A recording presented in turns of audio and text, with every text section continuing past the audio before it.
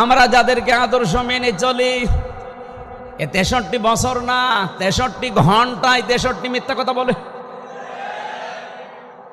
অথচ এমন একজনকে আমরা আজ মেনে চলতে পারছি, আমরা গর্বিত, আমরা আনন্দিত যে 63 বছরের জীবনে তিনি কোনোদিন একটা মিথ্যা কথা বলেননি। জোরে বলেন আল্লাহু আকবার।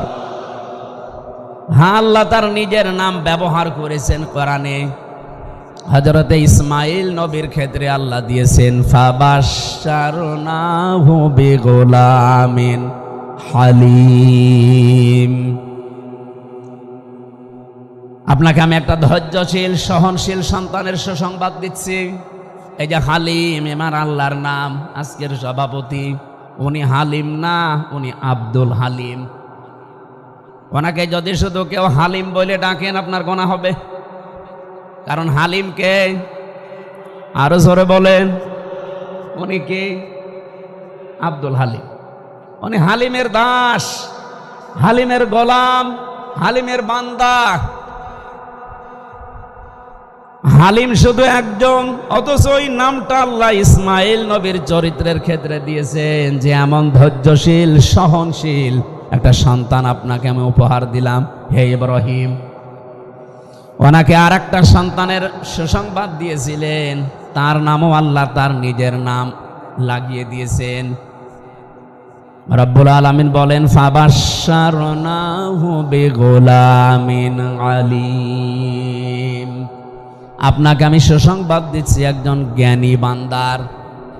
এই যে আলিম এবং হালিম, এই দুইটা শব্দ আল্লাহ নবীদের চরিত্রে দিলেন। একটা ইসহাক, একটা ইসমাইল আলাইহিস সালাতু ওয়াস সালাম। মুহাম্মদুর রাসূলুল্লাহর ক্ষেত্রে আল্লাহ হালিম আর আলিম দেননি। এমন গভীর শব্দ দিয়েছেন, কিয়ামত পর্যন্ত মানুষ নবীর চরিত্র শুধু অনুসরণ অনুকরণ করবে, কোল কিনারা পাবে না।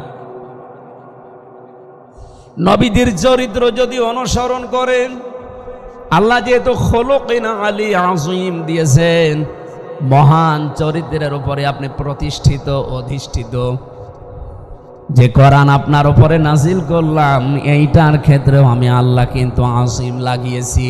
ওয়ালাকাদ আতাইনাকা সাবআম মিনাল মাসানি ওয়াল কুরআনাল আযীম। আপনাকে আমি 7 আয়াত বিশিষ্ট একটা সূরা দিয়েছি, কোরআন দিয়েছি, সেটা সূরা ফাতিহা। বারবার যেটা রিভাইজ দেওয়া লাগে, রিপিট করা লাগে, বারংবার পড়া লাগে।